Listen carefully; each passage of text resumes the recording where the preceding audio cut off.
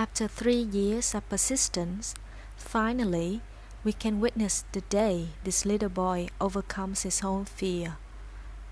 I sincerely felt sorry for all the ex-swimming teachers who couldn't even get him walk into the pool with water up to his ankles. He cried, he screamed, he shouted, he acted as if somebody was trying to drown him to death, where again, what all the teachers wanted was just to ask him to try to get familiar with the water by walking across the pool side to side with the water up to his ankle. Poor him, poor the teachers, poor the weakness. I hoped his ex-teachers would move on happily without feeling bad about themselves for not being able to keep his mouth shut during those sessions.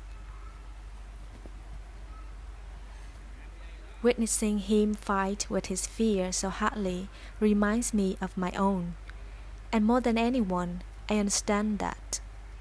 Fear comes in all shapes, and not everyone's is the same. I was no one to tell him to stop being coward in the water, whilst at some points back then I couldn't even confidently put my head to the water in the pool after being panicked in the open water not long ago. I took him to try some indoor rock climbing, and he was scared to death, hardly moved an inch up. I was no one to force him as I was so scared so much on my first try. Not sure about the signs of fear, but I'm sure people who feel and think much fear much. In fact, we fear what we don't know. The more we put our thought in something that we can't control or unable to make sense out of it, the bigger the fear. Then I realized after years, the only way to conquer the fear is just to give it a try, to confront it, especially if we know other people can do it, so can we. I tried to infuse this concept to the brain of this little boy in the hope he would figure it all out for all of his fear soon. They say child is like a piece of white paper, available for anything to be drawn on. But in fact, it's not always easy to draw the shape we want immediately. Each child is a living body with a different complicated processor. This little boy in particular, I kept using the word weird when talking about him to my sister that more than once made her worried.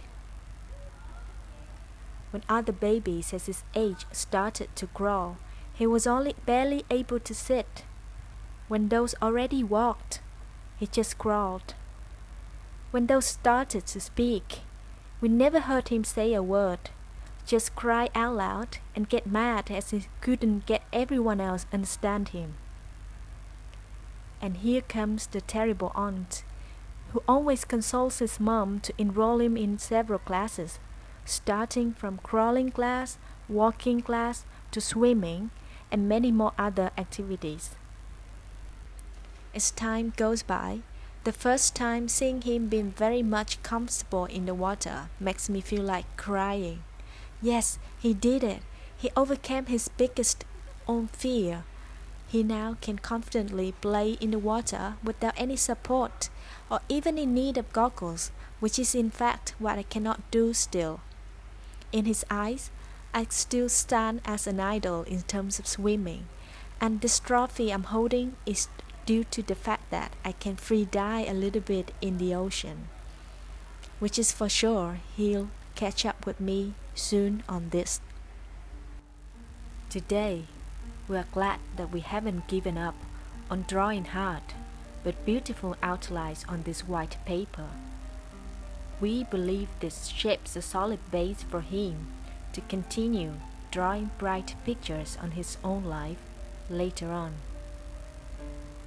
He will turn 9 in the next 3 days, still a bit easy to get angry, a bit stubborn, a bit too emotional considering being a boy, but in general, he has a good heart, which is a good thing to begin with. The end. Confession of an Evil Aunt.